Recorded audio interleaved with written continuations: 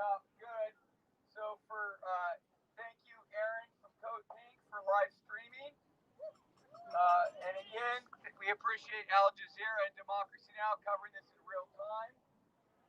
For folks who have done this before, you know that a lot of the press picks up after the event. The live stream link, the recording is very helpful as we send out the press release following our action. But we do appreciate media covering it in real time like Democracy Now! And Al Jazeera. Right on. Okay, so I'm going to turn it over to our MC.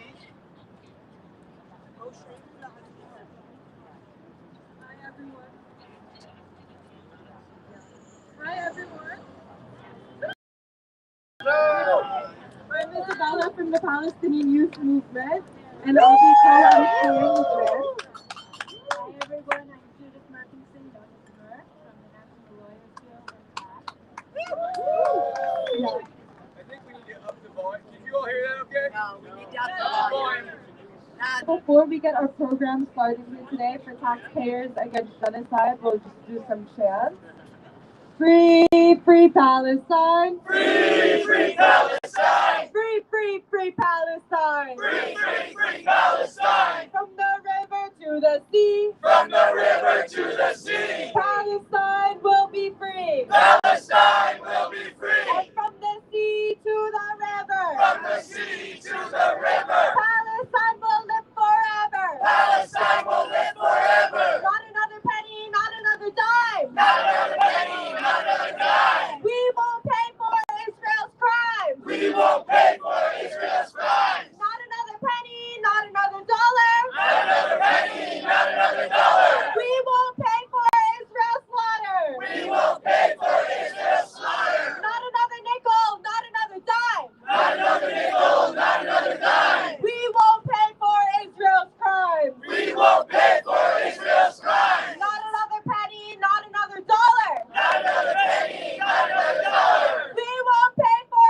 Israel's slaughter! We won't pay for Israel's slaughter! Say it loud and say it clear! Say it loud and say it clear! Liberation is near! Liberation is near! Say it clear and say it loud! Say it clear and say it loud! Gaza, you make us proud! Gaza, you make us proud! Say it clear and say it loud! Say it clear, say it loud! Gaza, you make us proud! Gaza, you make us proud! Some noise!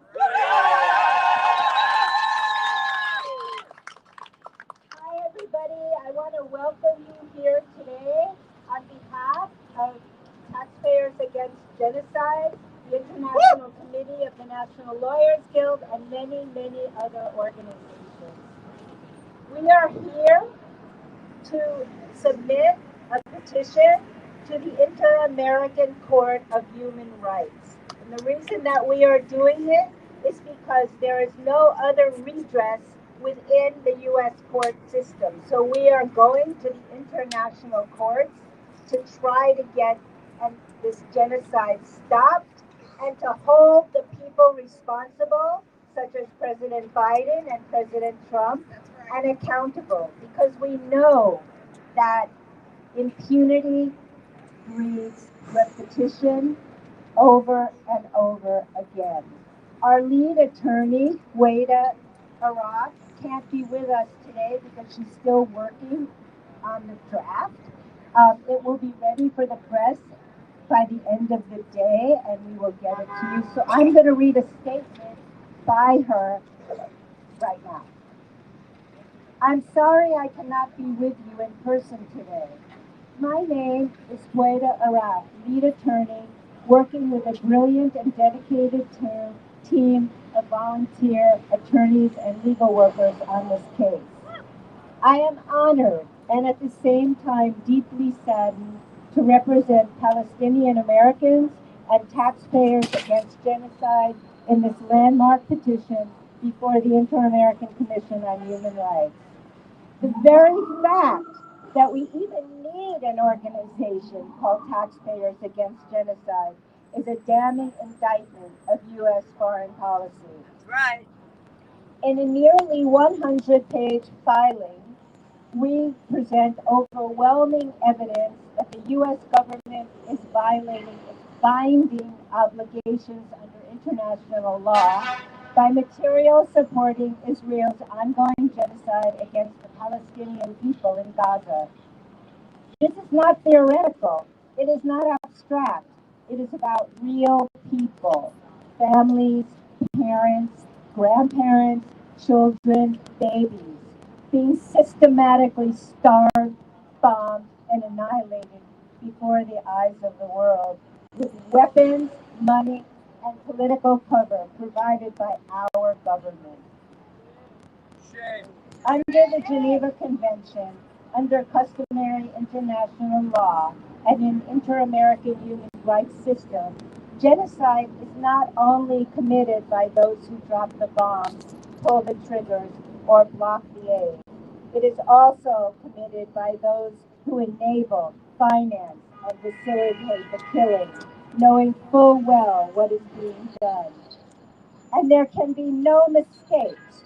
Both the Biden and Trump administration knew and know full well what is being done. Warnings of genocide in Gaza have been explicit, sustained, and widely recognized. From the earliest weeks of Israel's assault, genocide scholars such as Roz Siegel called it a textbook case of genocide, a conclusion which was echoed by hundreds of international lawyers and legal scholars. UN experts and major human rights organizations, including Israeli ones, have reached the same conclusion. Most recently, on August 31st, 2025, the International Association of Genocide Scholars, the world's leading body of experts on this issue, overwhelmingly passed a resolution declaring that Israel's conduct in Gaza constitutes genocide. We originally filed this complaint on May 14th. Today, we are amending it to include additional testimony and evidence, including the so-called Gaza Humanitarian Foundation, a U.S. registered charity that has been used to politicize and militarize aid in service of Israel's goal of ethnic cleansing and genocide. Indeed, GHF sites have been described as death traps, as nearly 2,000 Palestinians have been killed while trying to access food at these locations in just the 3 months since GFF began its operation. Shame. With this complaint, we are not simply making a moral appeal. We are invoking binding legal principles that the U.S. has pledged to uphold. The duty to prevent genocide is immediate, non-derogable, and universal.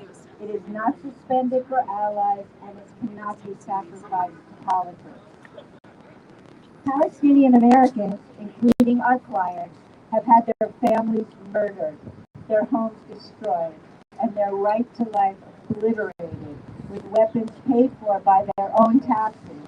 The U.S. government has not only failed to protect them, it has directly contributed to their violations. The Inter-American Commission has a duty to investigate these violations and affirm that human rights are not conditional based on who the victims are or who the perpetrators are.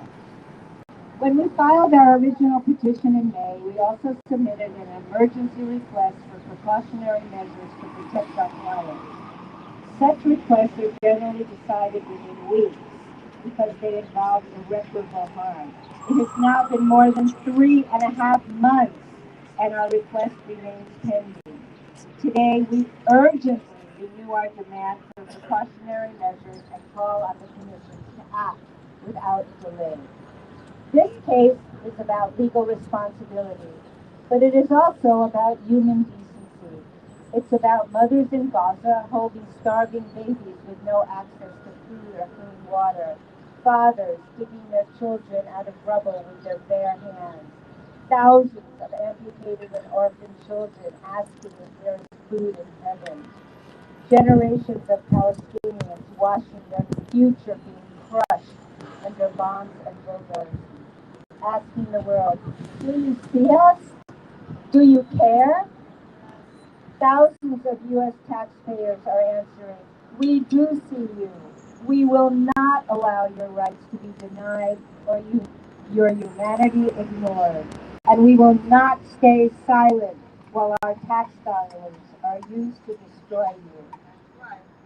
When our clients sought justice in U.S. federal court, they were blocked. The U.S. has insulated itself from accountability for its international crimes, including genocide. That is why we have turned to the Inter-American system, which exists to ensure that no state is above the law. To the Commission, this case is before you. The facts are clear. The law is binding, and history is watching. To the American public, this is being done in your name, with your money. You have the power and you have the responsibility to demand change. And to the Palestinian people, your lives are not disposable. Your struggle is not indivisible. And your right to live in freedom and dignity is not negotiable. Free Palestine. Free Palestine!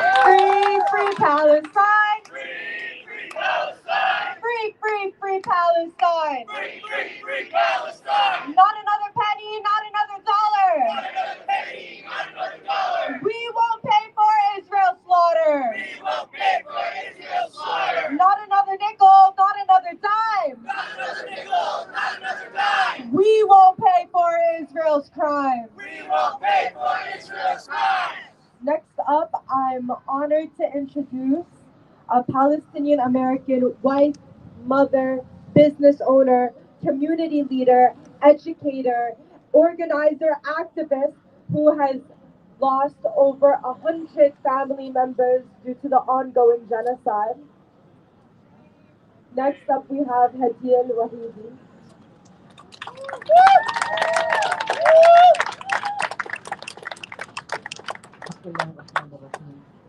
Peace be upon you. My name is Hadil Abdullah Luhaidi. I'm a Muslim, American, and proudly Palestinian. I live in New York with my husband and my children. My family is rooted in Gaza since 1948, where they have long been committed to public service and education. Since September 7th, over 100 members of my Wahidi family have been killed in Gaza. Many others have been displaced, detained, or are suffering under dire conditions.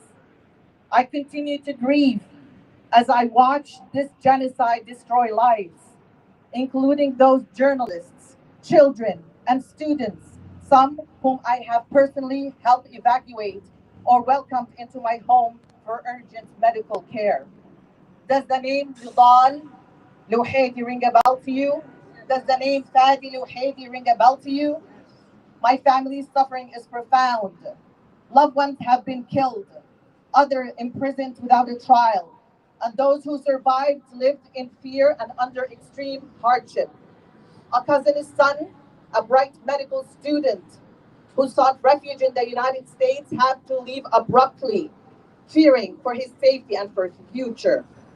Another family member, after losing his mother, who worked for the United Nations, and his sister in an Israeli airstrike, broke down in front of the United Nations building here in New York, heartbroken that even their affiliation with the United States, with the United Nations, couldn't save them.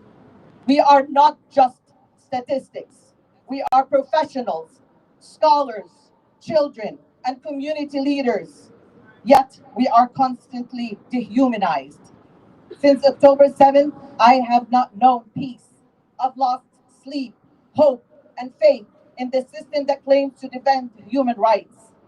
Despite being a taxpayer and a citizen, I feel betrayed by the continued funding of this genocide that has devastated my family. The pain extends to my own children, my American children, who wear proudly the American flag in their tournaments. But ask, Mama, is this the same country that represents us? Is it the same one that values but it preaches the disconnect between our national identity and our lived reality is agonizing. I did cast my first vote in 2024, hoping to support leaders who would protect human rights and serve as Americans by giving us free education, free health care. That hope now feels misplaced. Still, I continue to advocate, organize, and educate, believing that civic engagement is essential. My son recently joined Muslim Advocacy Day in Washington, and I remain inspired by the next generation. The next generation is not like the first generations, and I'm proud of you. Every day is a struggle between grief and responsibility. I'll live a double life, strong for my family and community, but I'm haunted by images, texts, and phone calls, never knowing who's next. When asked, does Israel have the right to exist? I have no idea why people ask me this question. Israel does exist. It's a fact. The question is, do we Palestinians have the right to live? Last I checked, half of us are being starved to death or being killed senselessly, and the other half is mourning the first half.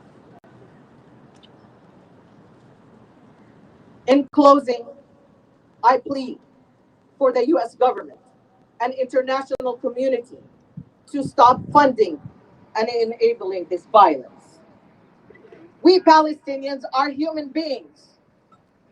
We deserve a future defined not by bloodshed, but by peace, dignity, honor, and hope. Wassalamu alaikum. We will honor all our martyrs,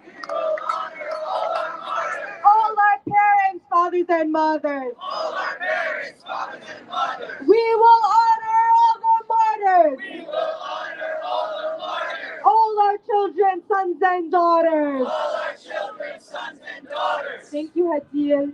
Next up, we have a long-time Palestinian American activist, the co-founder of the U.S. Palestinian Community Network, who has also lost 44 members of his family to the genocide. I'm honored to introduce Manal Hizrallah. Thank you.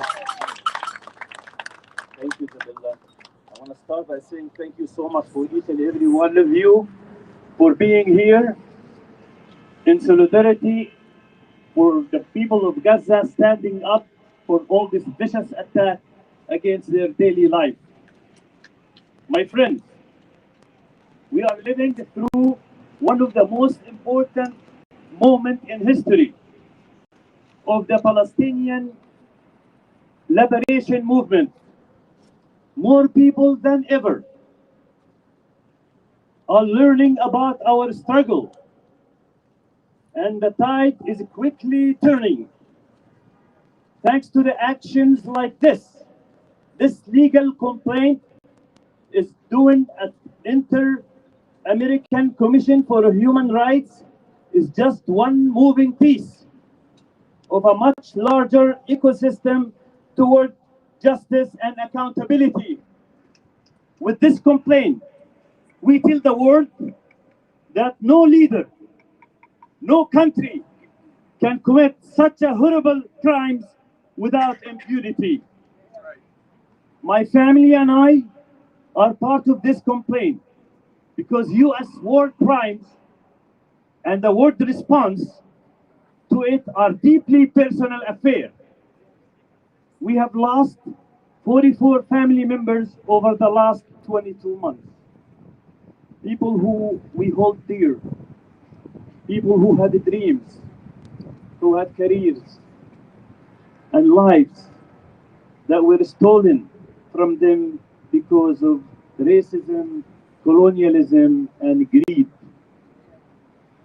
The world started learning about Gaza in the last 22 months only to watch Palestinian Gazans drowned in the sea of their own blood. They learn about Gaza, but not through its songs, its history, or its oranges. They learn about Gaza only through grief. It's grief. How awful is it? How awful is it to listen to the headlines of constant massacres and war crimes, only to hear about the dead as numbers. My niece, Sally Muhammad Hirzallah, was only 12 years old, ambitious, energetic young child. Another unknown, Gaza, became famous when a video clip went viral while she is taking her last breath. As her father was the last one to speak to Sally alive. And I quote, Habibti Sally, Samhini, forgive me. I'm sorry. I'm sorry I wasn't able to save you. I wish it were me, not you. I'm confident that you will be in a much better world than this. This world is ugly and vicious and unfair. How many Sallys are we gonna witness dying in the front before our eyes? How many Muhammads, how many Abdurrahman, how many Maryams are going to die and lose their future, their lives, their dreams? These people are not numbers. As Palestinians, we refuse to allow our people to be reduced to a sheer statistics. And as a U.S. citizen and taxpayer, it disgusts us that our money has been going to commit these crimes against our family members instead of going to make life at home easier for us, for our communities. And that's exactly why this genocide is a deeply personal affair for all of us here, as well as every single taxpayer and every person struggling to make ends meet in this country. This country is being run into the ground by a selfish men and idiotic goons.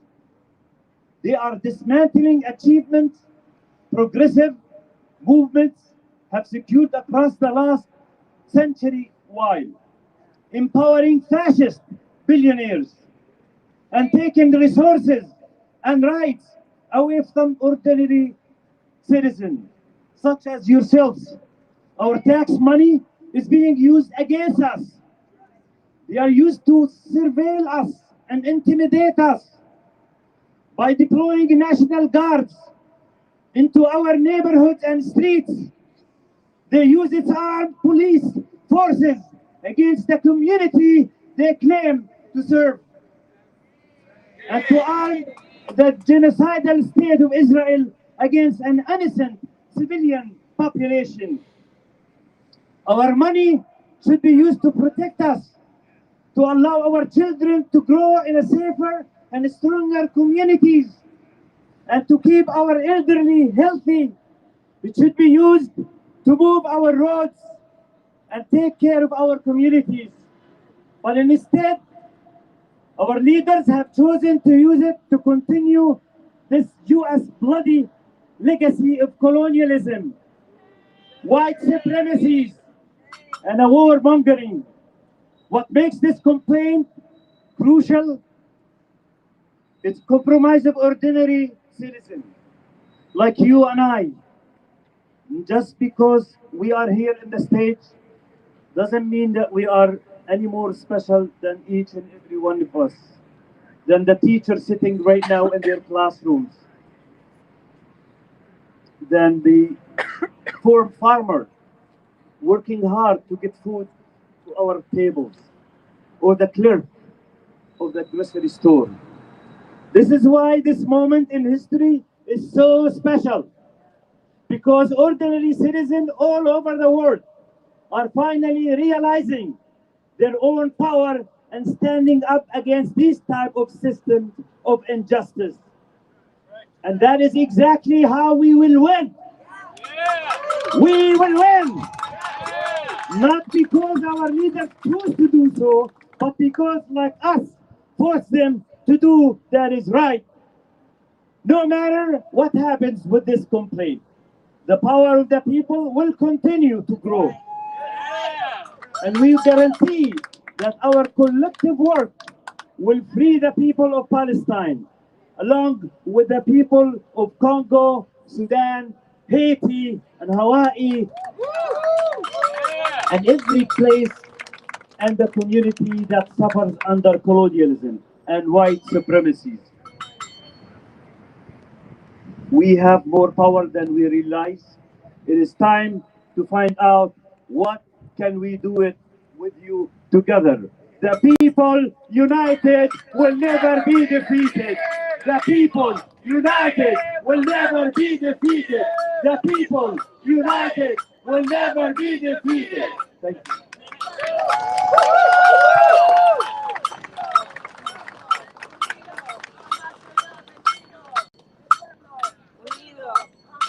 You know, when we listen to Hadil and we listen to Minato, we have feelings of deep sadness, but we also have feelings of deep, uncompromising rage at what is going on. And that's why people in CAG, a grassroots organization of 4,000 people across the country, 50 organizations, have made this petition. That's why hundreds of people have been organizing, millions across the world. That's why we're here, because we don't want the $17 billion of our tax money just going to kill people. And that's why we're really proud to introduce Anthony Aguilar, who yesterday got arrested at Congress.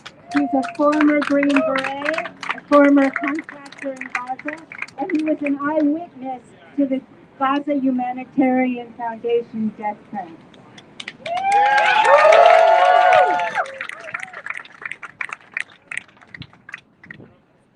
238 years ago, our founding fathers described our rising nation as a republic, if you can keep it. Today, where we are right now in history is that test. A test of a republic if you can keep it. Spending billions of dollars of our tax dollars to be spent to fund a foreign nation to drag us into wars in the future is not what America stands on. Those aren't our values. I went to the halls of Congress yesterday, and I want to remind everybody that the Capitol and the Congress, that is our house. That is our house. That is the people's house. That doesn't belong to politicians that don't have to worry about putting food on the table because they get paid your money. That is the people's house. So by going to Congress yesterday and reminding of that, when I stood up in the Foreign Affairs Committee and I held up the Constitution to remind our lawmakers that you took an oath. You took an oath to our Constitution.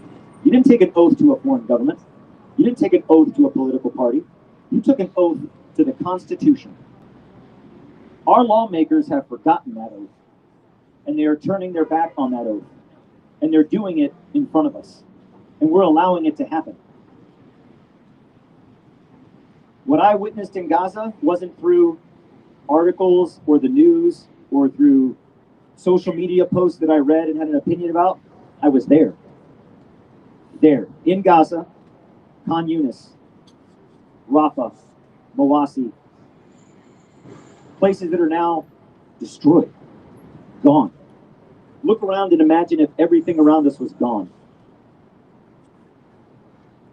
Palestine is a referendum that the world has an opportunity to answer. And right now, we are not answering that call. In our lifetimes, we will witness a genocide if we do not act. The completion of a genocide, a final solution, is unfolding in front of our eyes every day. This is not about politics. This is about humanity. Starving women and children, starving human beings who have the right to live, who have the right to life, who have a right to exist. Just like our country 239 years ago. They have a right to exist. The United States is funding Israel's actions to take away that right. Dehumanization.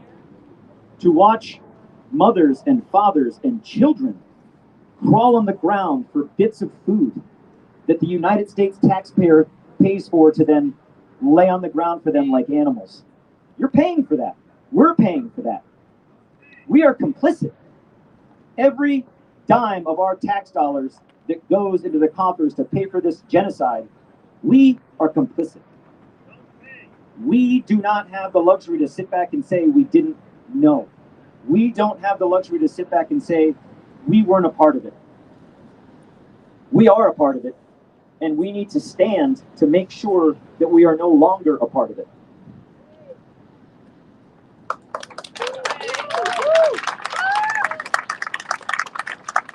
We are running out of time. The reason I took action to make such a bold move as to go to Congress and speak out, I defended this country, our Constitution, for 25 years in uniform. As a United States officer in the Army, when I raised my right hand, I swore an oath to our Constitution, to we the people, not to a foreign government, not to our tax dollars being spent to fund a genocide. We are running out of time. Last week, Israeli forces began offensive operations in Gaza City, moving to the north to Jabalia, simultaneously conducting operations from the north to the south, moving the operational timeline to the left. Why? Because Israel knows that they are running out of time. The world will not stand. The solution is to make it to where we don't have a choice. By the time the 23rd of September comes and the UN General Assembly meets and the decision of a Palestinian state to recognize a Palestinian state won't exist. We won't have that opportunity because there won't be anyone left. Thousands are dying every day. Currently, right now, the Gaza Humanitarian Foundation, our tax dollars, of which are unaccountable, we don't know where it went, we don't know what it's being spent on, has gone to, in part, to build a concentration camp. A 2.7 kilometer area concentration camp in southern Gaza, where every Palestinian will be forcefully moved, in a camp without running water, without electricity, open sewage. Soon, sickness sets in, which kills thousands. Displacement and starvation will kill thousands. The death toll, the reason it's so hidden, and Israel and the Gaza Humanitarian Foundation will not allow any Western media into Gaza, is because they don't want to have accountability. The death toll, 150 to 200,000? No. We're near 500,000. The bodies buried underneath the rubble. So what I want to implore everyone today is, don't take no for an answer and stand up for what's right, because history is judging us. Running out of time.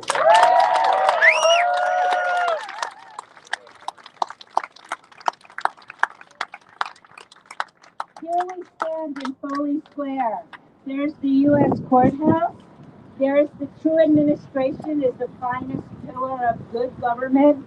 Is that a clock? These edifices are responsible for the injustice, for white supremacy, for the imprisoning of more people than any other country in the world. So then while we're here talking about Gaza, we're also talking about what happens within our country.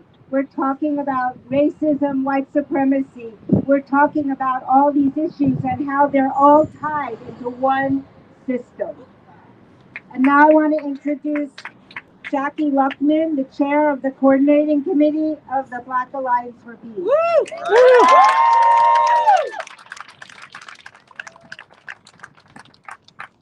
Free, free Palestine! Free, free Palestine! Free, free, free Palestine! Free, free, free Palestine! Free, free Africa! Free, free Africa! Free, free, free Africa! Free, free, free Africa! Peace, ladies and gentlemen, friends, comrades, brothers, sisters, human beings. My name is Jackie Luqman. I am with the Black Alliance for Peace. And as you can see, I have these notes right here. And yeah, I'm going to scrap them because we need to get some things clear about who we're dealing with in this conflict. I will start with my first statement because someone said this, and this is very important, and it's why we're here today. A nation that continues year after year to spend more money on military defense than on programs of social uplift is approaching spiritual death. Who said that? That's right. Dr. Martin Luther King Jr. said that. And he said that about the United States government. He said that at a time that the U.S. government was spending a ridiculous amount of money on the war in Vietnam, throwing working class and poor black, brown, and poor white kids into the endless meat grinder of war.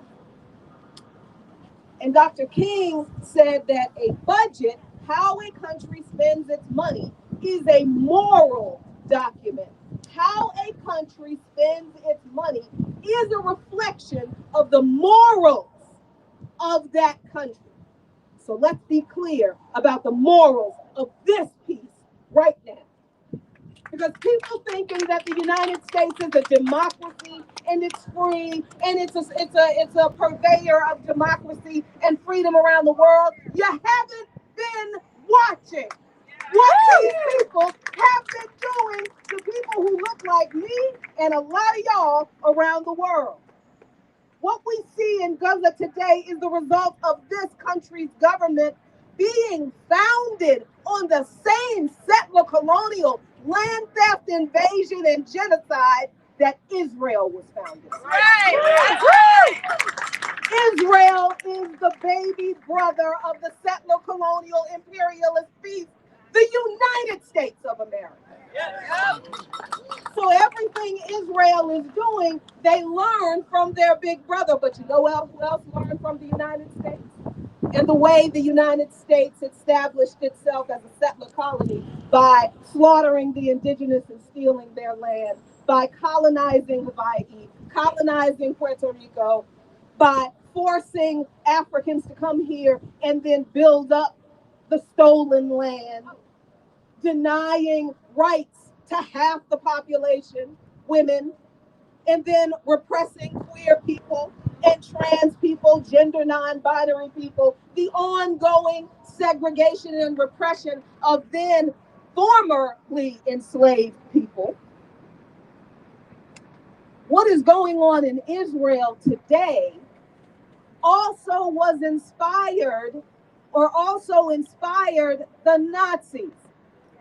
The United States government that is funding the fascist Zionists in Israel right now inspired the Nazis for their final solution. So to say that Israel is acting like Nazis, that's a little bit inaccurate. Israel is acting like America.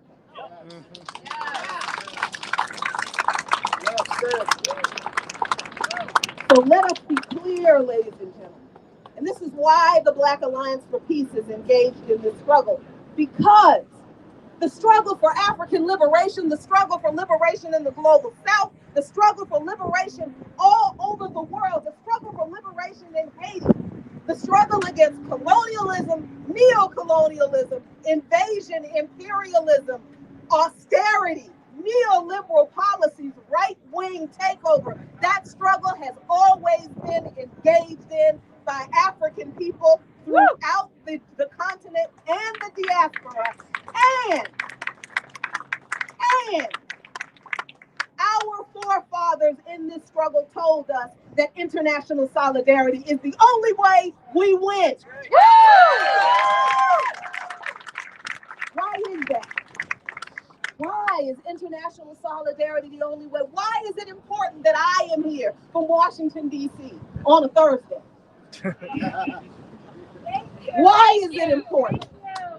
Because our enemy is the same, ladies and gentlemen. The people who are oppressing our people in Haiti, the people who are bombing our people in Sudan, the people who are trying to destroy the alliance in the AES, the people who are going after Nicaragua, the people who are going after Venezuela, the people who have continued the blockade against Cuba. They are the same people who have unleashed the National Guard in our neighborhoods. They are the who send your children to foreign countries with folks who look like me and some of you who have those funny Muslim names to bomb them into democracy. It's the same people around the world organized against us. How can we fight them if we are not organized with ourselves? Right. Woo! This is what our revolutionary forefathers and foremothers understood about our enemy. They are organized, and in solidarity with their class, we had damn well better do the same. Woo! That is why I am here. I am here because the struggle for Palestinian liberation is the struggle of my people for ours. I am here because the struggle for Palestinian liberation is the seminal struggle for humanity at this moment. Palestinians are the tip of the spear. And we must fulfill our role to be the fuel that propels all of us to victory. So the Black Alliance for Peace is not just in support of the Taxpayers Against Genocide group and everything they are trying to do with this lawsuit. Yes, we understand it's a court thing, and we understand that the courts in this country are garbage, they're bullshit. We understand. I'm also here to say the things y'all can't say. Thank you. Yeah, the courts in this country are bullshit. We understand that. Yes, they are. But we have to push the line. We have to push the envelope. Every opportunity we have to push the narrative, to change it, to get it right, to tell the truth, to reveal the enemies, to reveal the criminals, to tell everybody who the culprits are, and to lift up the names of our brothers and sisters whose lives deserve dignity. We have to take every opportunity we are given. So the Black Alliance for Peace, yes, supports Taxpayers Against Genocide and this amended lawsuit. But on the other end of it, there's a lot more work that needs to be done. And whatever that is, we support that too. Because the goal is the freedom of all humanity from U.S. Western imperialism, militarism, colonialism, and genocide. I am Jacqueline with the Black Alliance for Peace, leaving you with this. Smash Zionism.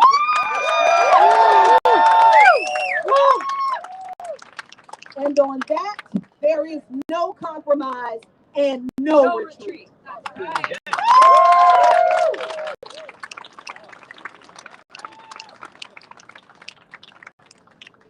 You know, under the Genocide Convention, which this country actually did sign, it is not only your obligation not to commit genocide, but it also requires that countries that see genocide stop genocide. That is part and parcel of the Genocide Convention. And we have to hold every single country, every single entity responsible for this genocide, as well as the United States and, of course, the Zionist entity. Right now, I want to introduce Marco Castillo. He's the co-executive director of Global Exchange, an international solidarity organization. And Marco has particularly done work about all of the weapons and guns going through Mexico and to Mexico. Marco. Thank you very much. I'm glad to be here to see you all here. Saying no to genocide. I'm going to be quick. We are in absolute support of this. sort of this campaign, because we not only believe that we don't want this to happen in our name, not with our money, but also because we think that this is not what the majority of the people in the United States want.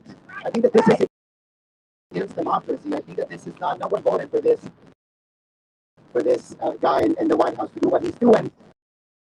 So it is important that we protect our values by standing up against the use of this, against the use of our tax money in this genocide, but also because by protecting the Palestinian people, by protecting humanity, we're protecting ourselves. Those same guns are being used against our people here in the U.S. Over there, ICE offices, U.S. Israeli, in the Bronx, people are being prosecuted, incarcerated with the same guns. The same guns are being used to kill people in Mexico. Over 250,000 guns from the United States go to Mexico through trafficking every year. So we must say no to this policy, not in our name. We should protect each other. This is not only because we believe in the right of Palestinian people, we believe in the right of all humankind to live in peace. Doing this now is the battle of our generation, and this is the way of ensuring that coming generations won't be going through similar genocide. So thank you very much. Happy to be here. Now I want to bring up Akash Nasser, the Executive Director of New York Care.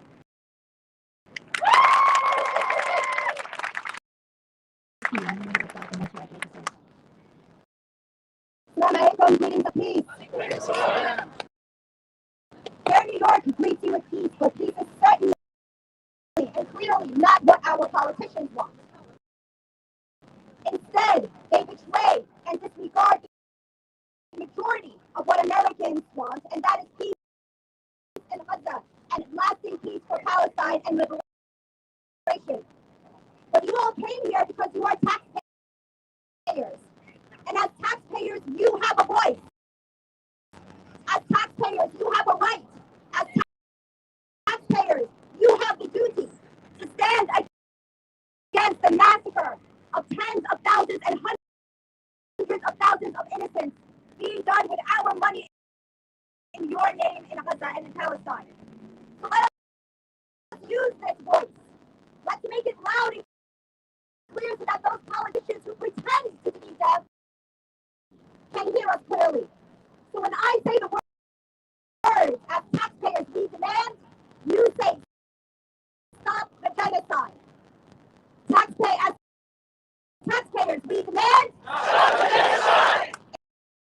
Instead of supporting the right to live with freedom and dignity, our politicians fund the occupation and apartheid of millions of Palestinians and the murder of hundreds of thousands of Palestinians in Gaza and throughout the land. But it's our money, and you are the taxpayers. So as taxpayers, we demand instead of funding free health care for our own citizens who are battling cancer and diabetes and health issues with their hearts, our politicians fund the destruction of hospitals throughout Gaza and Palestine. But you know what? It's our money, and you are the taxpayers. So as taxpayers, you demand instead of uplifting the approximate 400,000 children struggling in our own foster care system, our politicians instead orphan kids in Gaza to lock up and torture youth in Israeli jails and to blow off the limbs of our Muslim children. But it's your money, and you are the taxpayers. So as taxpayers, we demand instead of providing affordable housing and job training to over 770,000 homeless people living on our cold streets and struggling, our politicians instead fund the missiles that destroy the homes and the infrastructure of Gaza and Palestine, thereby aiding actively the displacement of millions of refugees. But it's your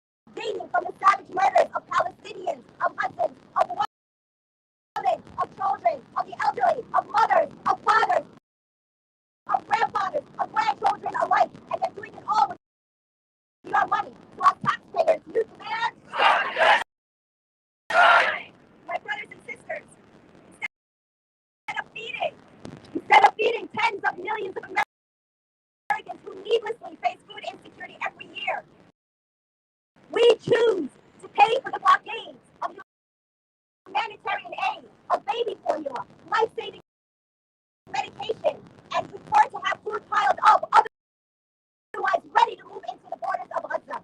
It's our politicians funding the starvation of families, killing infants who are too weak to even cry into their deaths. My brothers and sisters, this is your money. So what do we demand as taxpayers?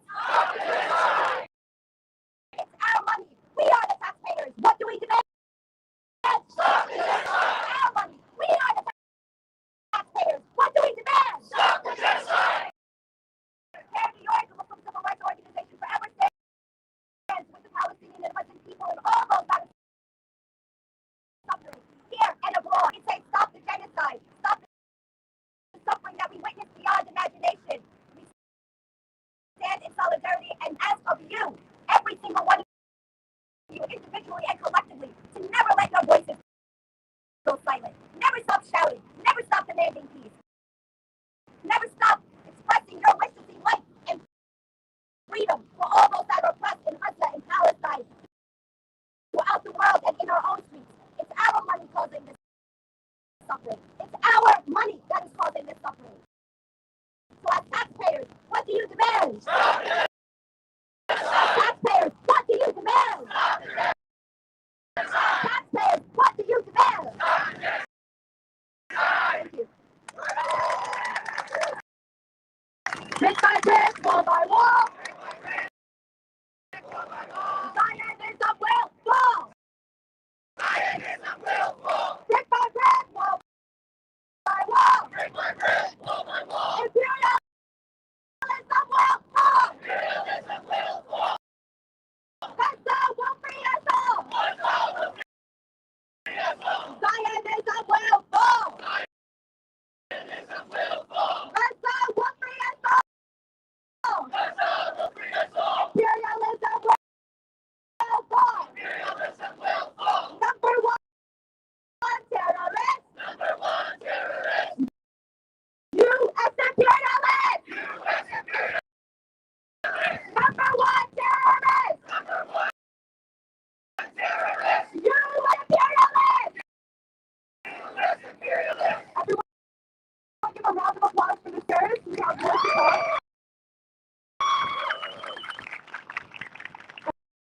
I want to give some announcements from the organizers, Taxpayers Against Genocide tag, which you've heard over and over again, which includes the people here, includes 4,000 people across the U.S. as signatories to this. It includes over 50 organizations, including JDP and PYM, that are fighting to end this genocide and are saying that our tax dollars should not be used to commit the genocide in Gaza.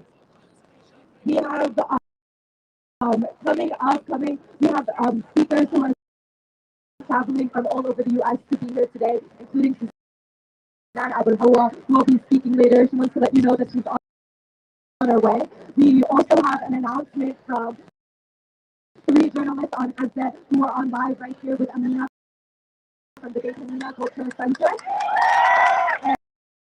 And they just want to express their thanks to you and for everyone out here today struggling in the U.S. to end the genocide, struggling for peace in our region and struggling to stand with every single person who is facing the highest level of brutality in Gaza right now. And next up speaking, we have an organizer with the Palestinian Youth Movement, someone who's been struggling to put in place a people's arms embargo on Israel, someone who has organized New York City for the past few years and New Jersey and bringing more and more people into the struggle for Palestinian liberation and organizing for life. If you have man. Free, free Palestine! Free, free Palestine! Free, free, free Palestine! Free, free, free Palestine! We're gathered here today in the wake of the IOS genocidal assault on Gaza City, where we're seeing horrifying attacks and intense bombing on neighborhoods, on schools, on hospitals, and on aid sites. U.S. taxpayer dollars are paying for the complete and total destruction of our people, and we're here today to adamantly refuse this collaboration. Support for Palestine is in the majority, and Zionism is an ever-shrinking and isolated minority. But Zionists continue to hold a disproportionate amount of power in our political system. Power is nowhere more concentrated than right here in New York City. And it's not an exaggeration when we say that we are in the belly of the beast. And such close proximity to those in power, what propped up Israel and the Israeli occupation, demands a responsibility of us. We must meet Zionism right where it lives, here, and be leaders in confronting and delegitimizing its murderous project. This means we need to target the Israel lobby itself. Channel our energy into campaigns like the newly launched APAC Out initiative and force the supply chain to a halt by going about the route of the People's Arms Embargo, such as the Not Stop Nurse campaign. We say clearly, no taxes for genocide, no weapons for genocide, no intellectual, no cult, no institutional, no academic support for genocide. Our power comes the further we move along this path of isolating Zionism. Because everyday people refuse to be complicit in a horrific, barbaric genocide that is intent on the complete annihilation of our people.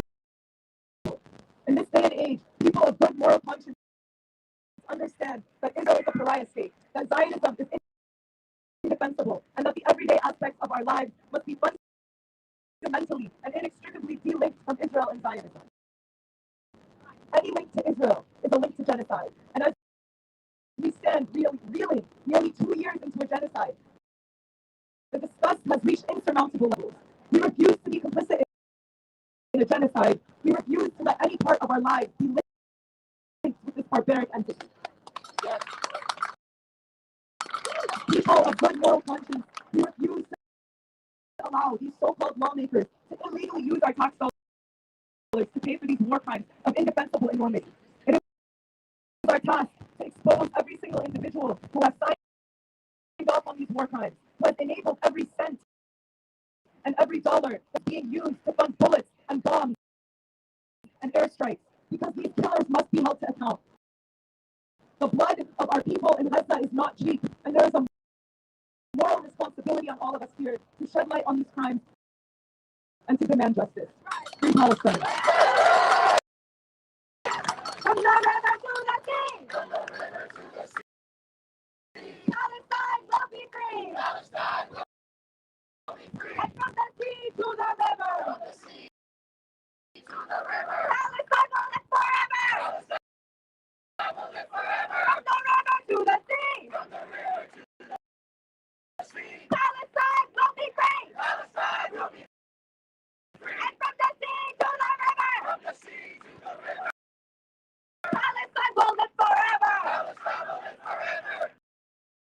Next up, we have a speaker, the chair of the New Jersey chapter for American Muslims for Palestine. Everyone, make some noise for Wassim Kanaan.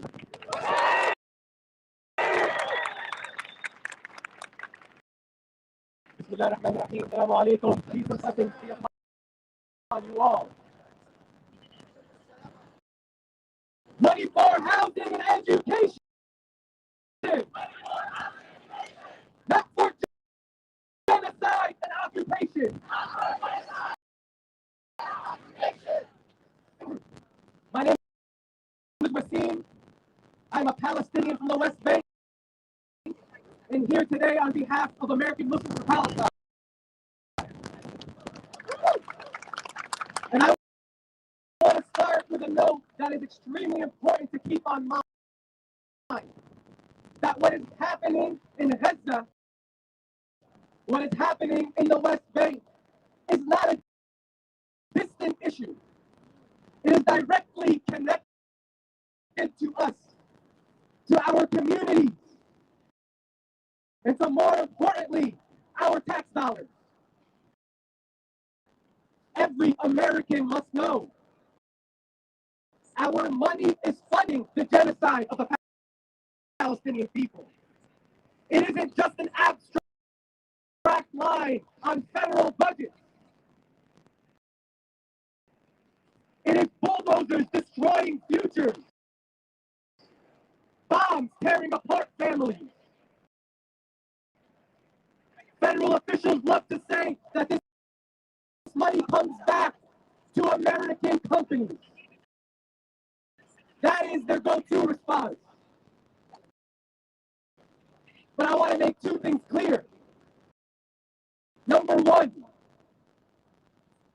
no matter who profits, genocide is genocide.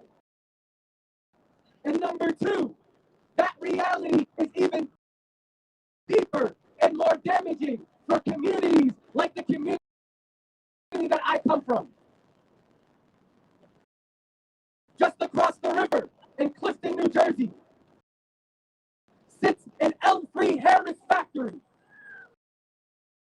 L3 Harris is that factory in Clifton, New Jersey, my hometown, which houses so many Palestinians, makes components for the J-Damn smart bombs, for the J-Damn smart bomb kits. And this is a deep contradiction. Clifton, as I said, is a home to many Palestinians.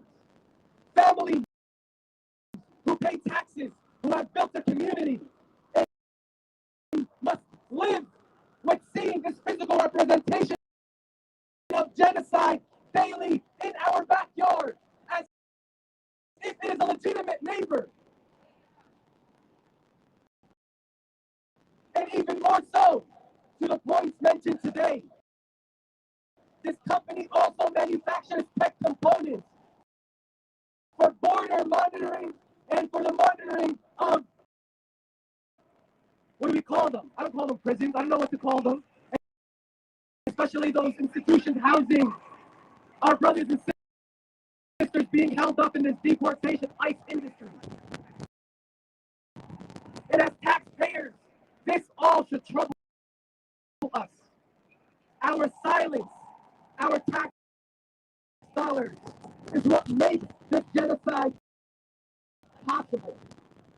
We must keep our tax dollars in our communities for housing, for education, for food, for resources, and not for genocide and occupation. And we can be that physical barrier.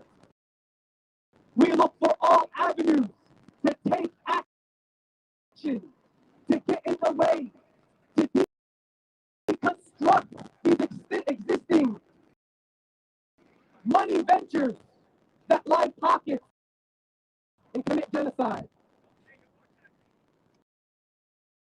We have on October 19th to the 21st in Washington, D.C., our Palestine Advocacy Day is coming up, and you can learn more at PalestineAdvocacyDay.com.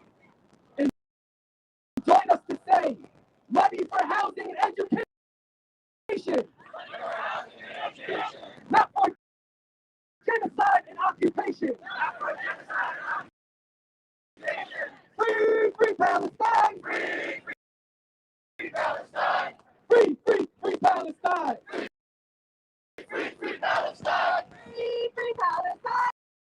Free, free Palestine! Free, free, free Palestine!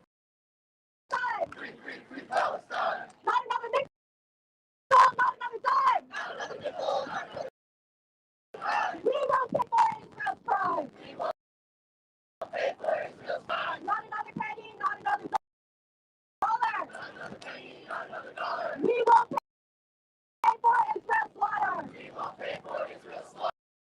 Gaza is under attack!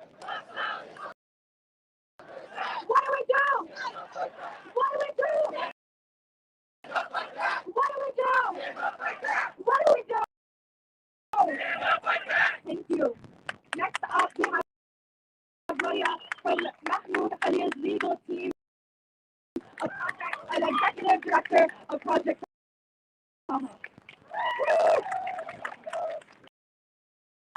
Assalamu alaikum, everyone. Peace be upon you. My name is Maria Sabkari. I'm a human rights attorney. job title that in this climate feels a lot like handing out umbrellas during a hurricane. This summer, our legal team, Huwaida Arraff, myself, Margaret DiMatteo, and Terry Lodge, the four of us, we did the impossible task of condensing nearly 2 years, 698 days of crimes against humanity, and the crime of genocide into a 100-page document that we will file before the Inter-American Commission of Human Rights today. James Baldwin, at the height of the Vietnam War, wrote, "Every bond village is my hometown." Today, 50 years later, I stand before you to say that every home reduced to rubble in Gaza is our home. Every starving, maimed, murdered child is our child. This is historic filing. We're seeking to hold the U.S. accountable. It's a simple ask. Our lawsuit makes a simple demand. Stop using our tax dollars, our weaponry, our politicians as agents of the genocidal Israeli war machine. Stop American complicity, financing, and imperial sponsorship of the Israeli project to raise Gaza and her people to the ground.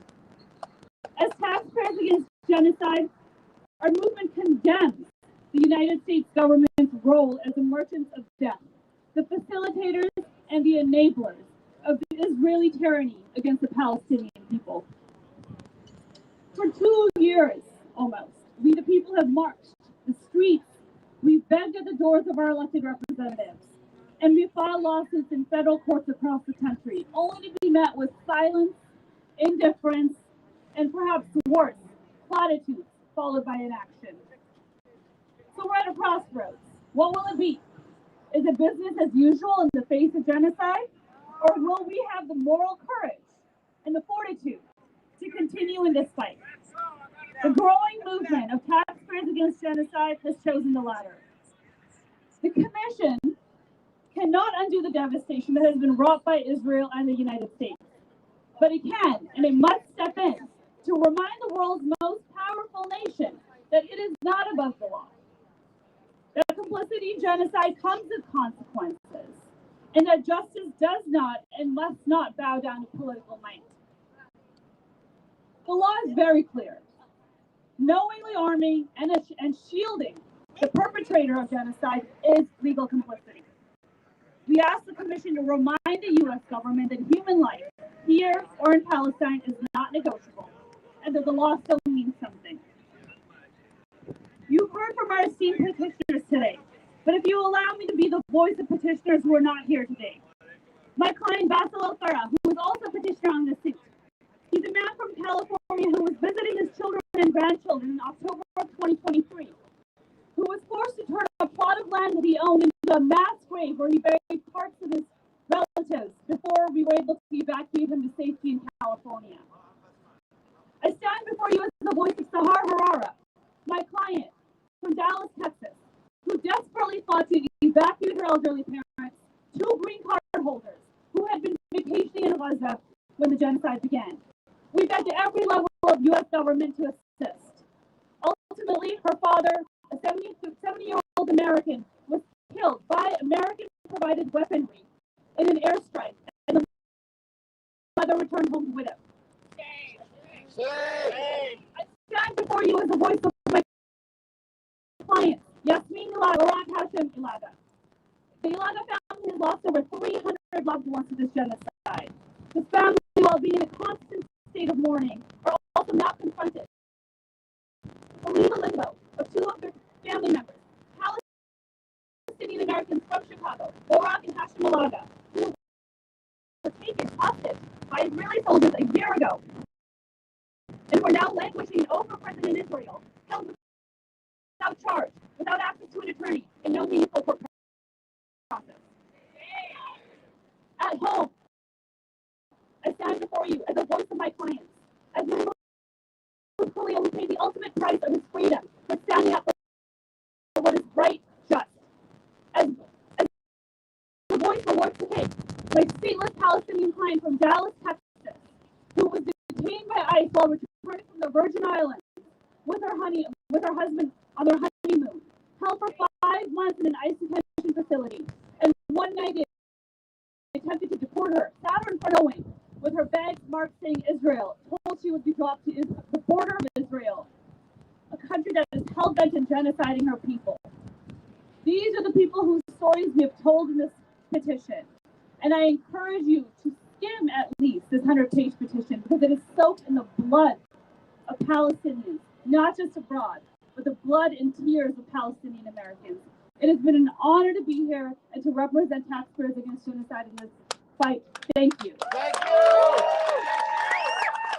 People of the world unite! People of the world unite! Palestine is our fight! Palestine is our fight! People of the world unite! People of the world unite! Palestine is our fight! Palestine is our fight! Free, free Palestine! Free, free Palestine! Free, free, free Palestine! Free, free, free Palestine! Free, free Palestine! Free, free Palestine! Free, free, free Palestine! Free, free, free Palestine! Next up, we have Palestinian activist and organizer and best-selling author, someone whose novels have been so important to Palestinians in the diaspora, learning about the Palestinian struggle. I'm so honored to introduce Susan Abulhawa.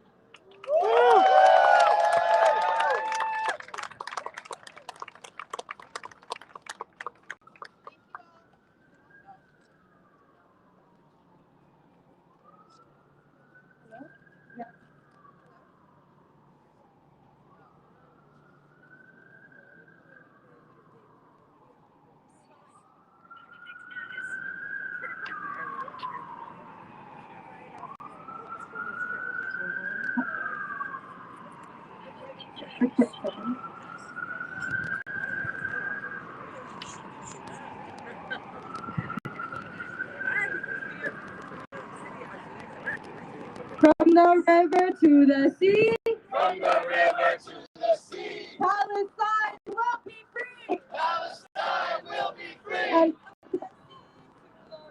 from the sea to the river, Palestine will live forever.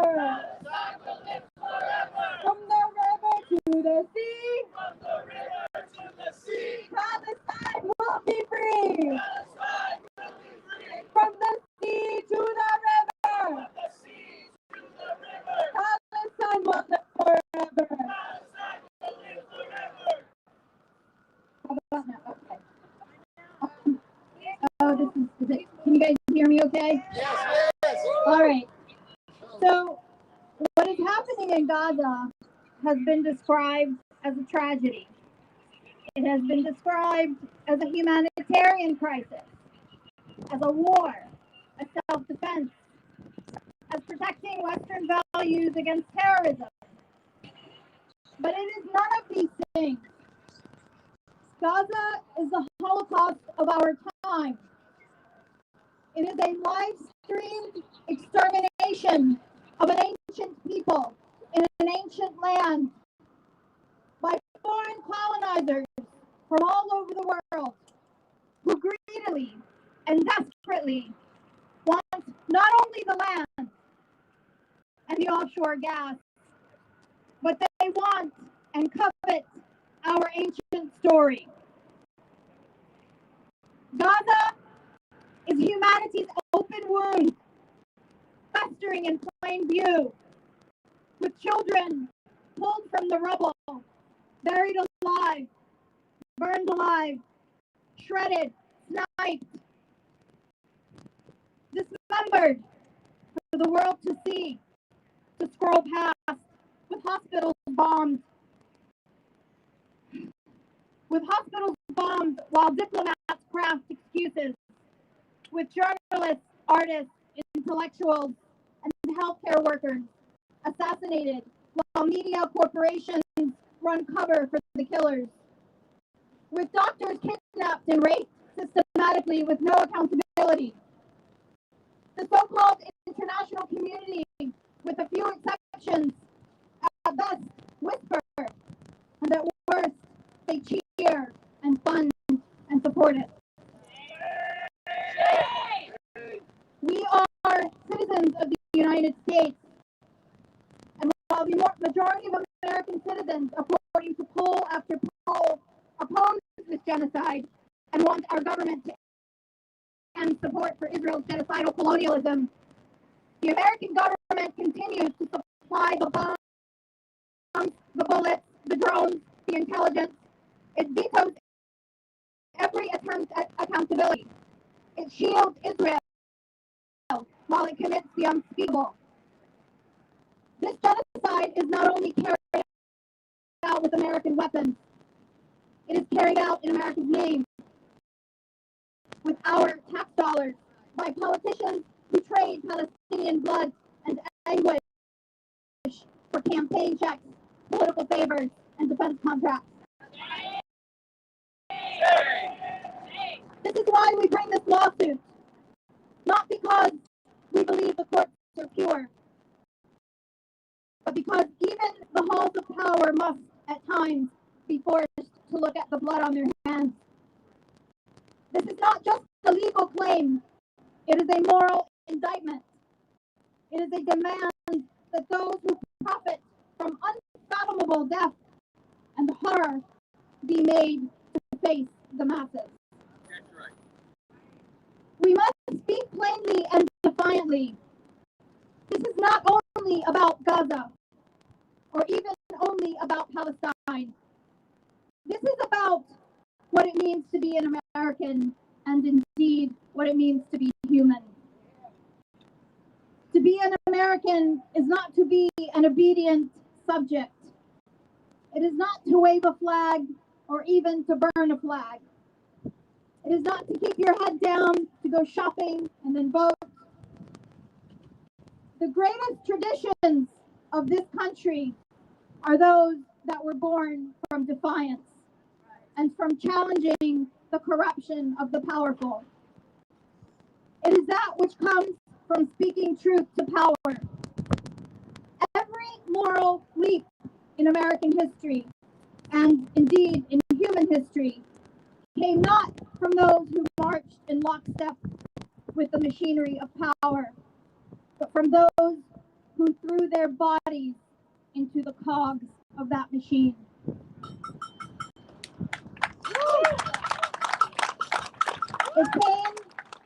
It came from those who refused to sell their conscience, who refused to allow their moral compass to be broken.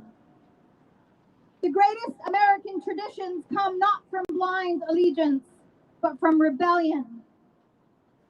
To challenge corrupt authority is not betrayal. It is the greatest form of patriotism. It is fidelity to the highest ideals humanity claims to uphold.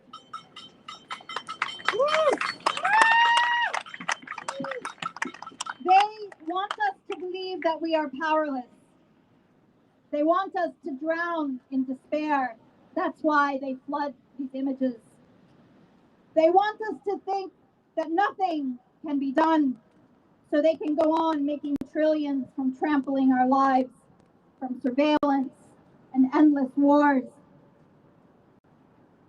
We must not allow ourselves to be turned into spectators of mass murder, while corporations, bankers, and the blackmailed pedophile politicians slaughter, rape, and mutilate their way through humanity, through life itself, in order to obtain real estate, offshore gas, and lucrative commercial contracts.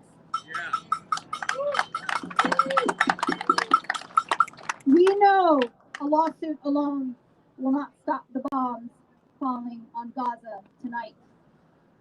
But we must use every available tool, even if it is only to carve into the record that not everyone was complicit, that not everyone sold their soul for comfort. We can expose the machinery of this genocide for what it is, a system of profit and domination where Palestinian lives are expendable and silence is the currency of the powerful. And so I say this to the politicians, to the lobbyists, to the arms dealers. To the media moguls who sanitize slaughter, you may have your power, you may have your wealth, but you do not have our obedience.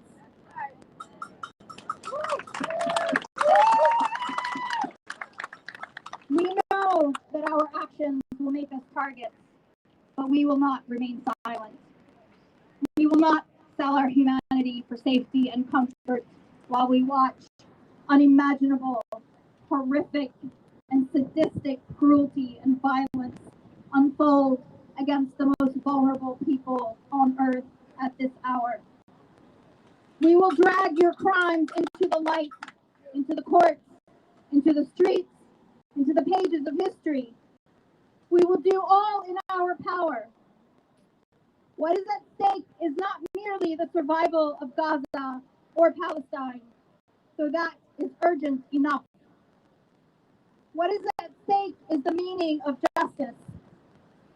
What is at stake is the very essence of what it means to be human. If an entire people can be annihilated in broad daylight, if the world's most powerful nations can bankroll their extermination and no one resists, then humanity itself has collapsed. But if we rise, if we name this Holocaust for what it is, if we challenge the corrupt empire that feeds our silence, then perhaps there is hope. Hope not just for Palestine, but for all of us.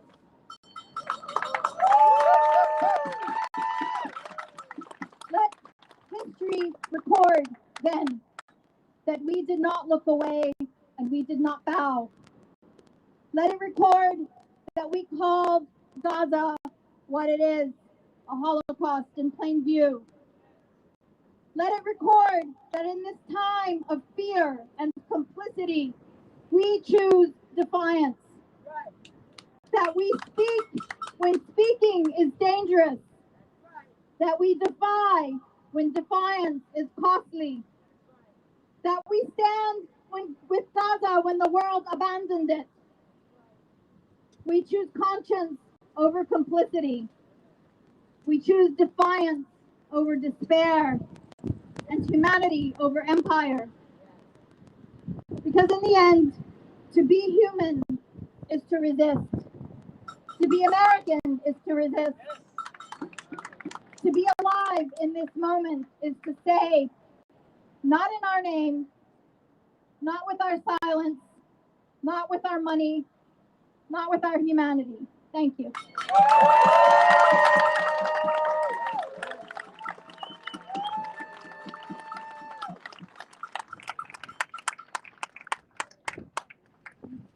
Our last speaker is Gloria, who's going to read a statement from Jill Stein from the Green Party. Thank you to Taxpayers Against Genocide and the other groups that have organized this event. My name is Gloria Matera. I'm co-chair of the Green Party of New York. I also want to say I'm a healthcare worker, so I mourn my colleagues, my comrades in Palestine, in Gaza, and who come from around the world to care for people under unimaginable conditions. I also bring solidarity and support from the Green Party of the United States, and I bring a message from Dr. Stein, who's disappointed she could not be here.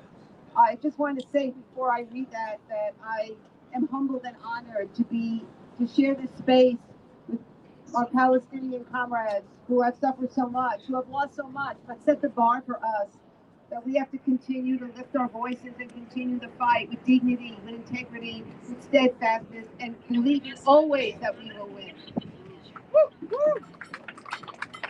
So Dr. Stein says if you are a taxpayer, which you probably are, and you oppose slaughtering children, which you probably do, then please join in supporting Taxpayers Against Genocide, because we can stop this genocide in Palestine now. And stopping the theft of our tax dollars for a vile mass murder, a genocide that we vehemently oppose, is part of asserting our power to stop the genocide. The World Court, human rights organizations, genocide historians and academics and humanity all around the world agree Israel is committing genocide. But it's not only doing that.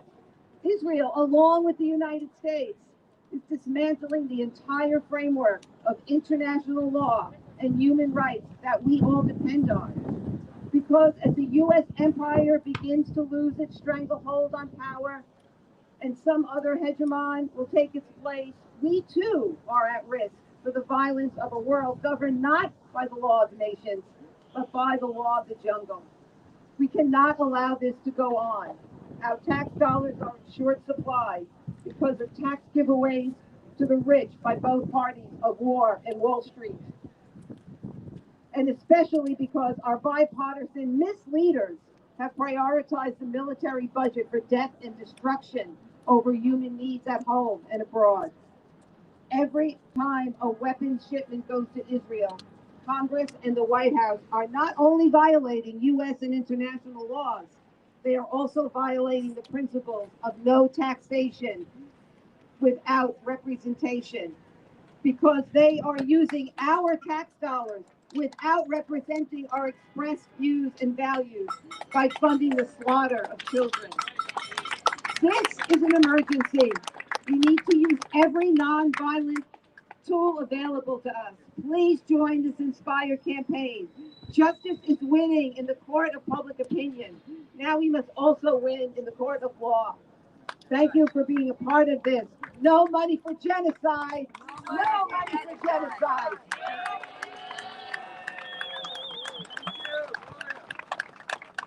I want to thank all our incredible speakers and all of you for attending this press conference.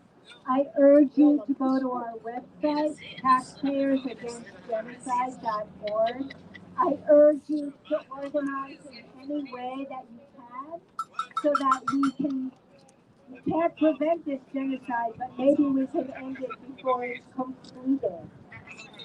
I was struck by something that Susan said when she said, "We do not obey." And I want to teach you something from Haiti.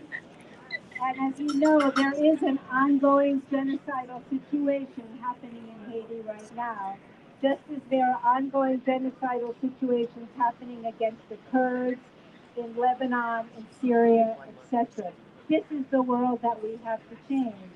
And the phrase is "nous pas obey," and it means we do not obey. And that is exactly who we are. We do not obey. We resist. We exist to free Palestine, to end imperialism, to end colonialism, and together to create a new world. I want to thank everybody, and I'm now going to turn it over to Tarek Kanaan, and he's going to lead us in the next part of this.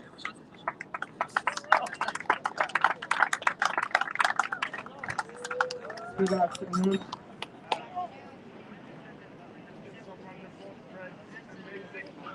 No. Better? No.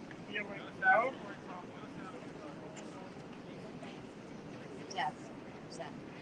Thought it. Next 30 after Target March. It's not working. It's not working. Test. That's appropriate because Tarek will lead us on a march.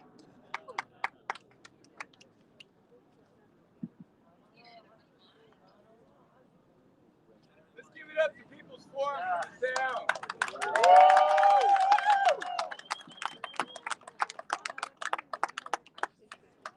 It's an amazing feeling to be here with you all today in New York.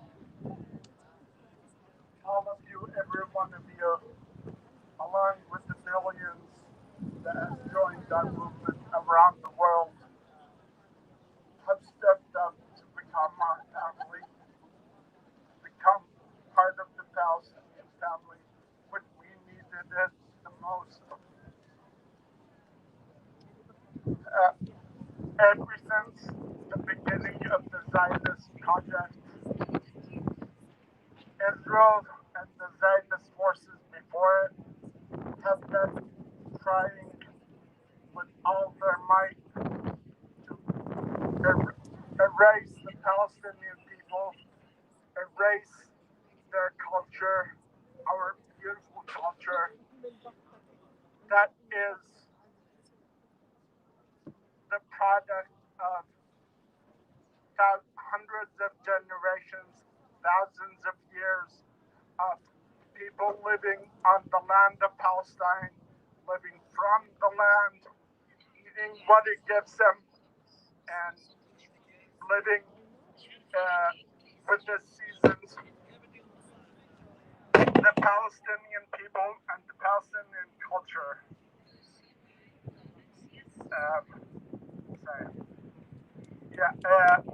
We are, the Palestinian people are the product of thousands of years of this happening. We are, is that better? Yeah.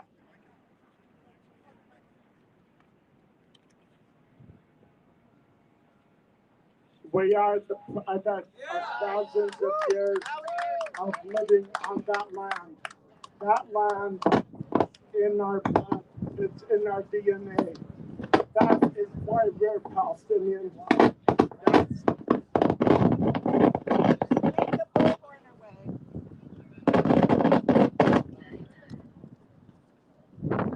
That is what we are fighting for. That is what we have to keep the Palestinian people alive. So, in a moment, we're gonna take off, start the march here, and we're gonna follow some of our friends, comrades here. I just wanted to say that we know it in our blood, in our DNA, in our hearts, but we also know it in our minds. We know the facts. We are the Palestinian people, the rightful owners of the land. We're actually, the land owns us, and we cannot live without it. So, and we know in our hearts everything that from the river to the sea, Palestine will be free.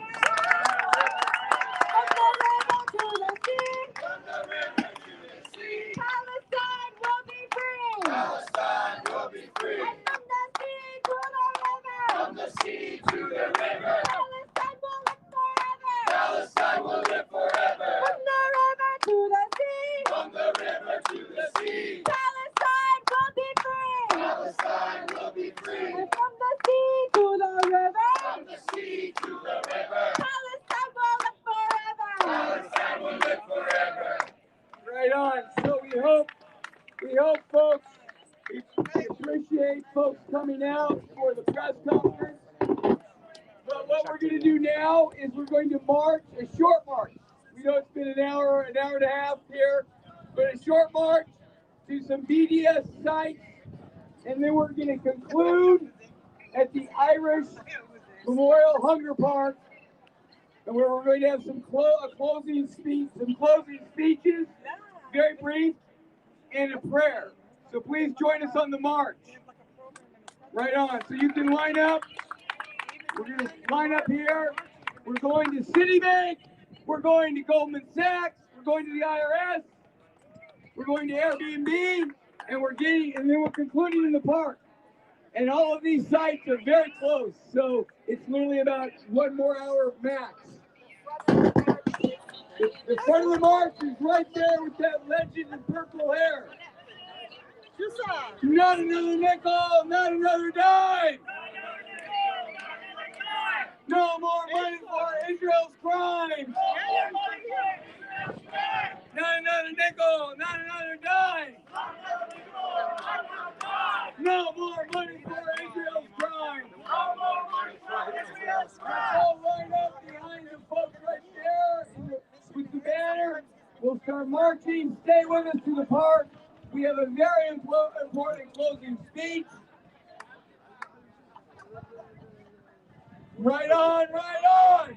Free! Free Palestine! Free Palestine! Free Palestine! Free Palestine!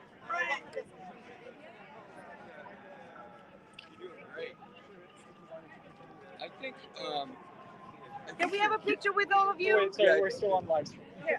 Oh, we are? Hi! If you can come with us, do it, for sure. That'd be great. We appreciate Code Pink.